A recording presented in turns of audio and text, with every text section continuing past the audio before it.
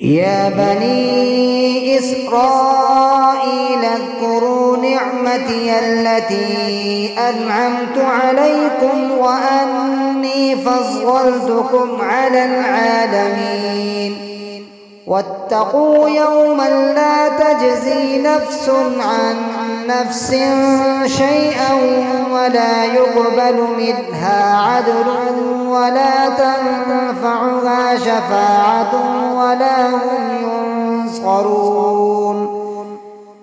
وإذ ابتلى إبراهيم ربه بكلمات فأتمهن قال إني جاعلك للناس إماما قال ومن ذريتي قال لا ينال عهد الظالمين.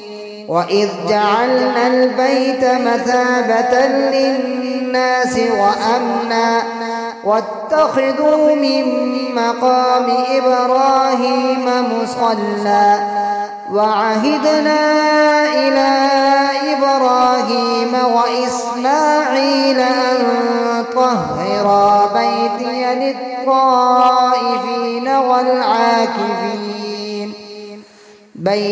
للطائفين والعاكفين والركع السجود. وإذ قال إبراهيم رب اجعل هذا بلدا آمنا وارزق أهله من الثمرات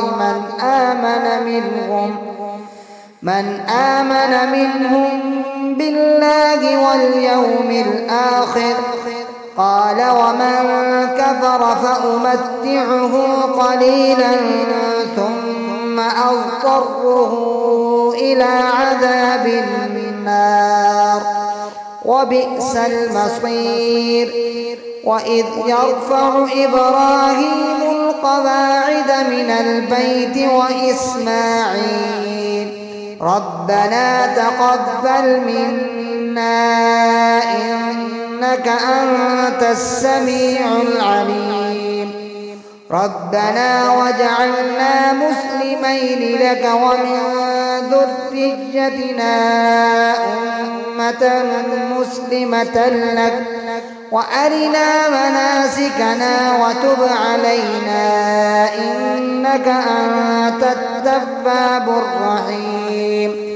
ربنا وابعث فيهم رسولا منهم يتلو عليهم آياته ويزكيهم ربنا وابعث فيهم رسولا منهم يتلو عليهم آياتك ويعلمهم الكتاب والحكمة ويزكيهم إنك أنت العزيز الحكيم.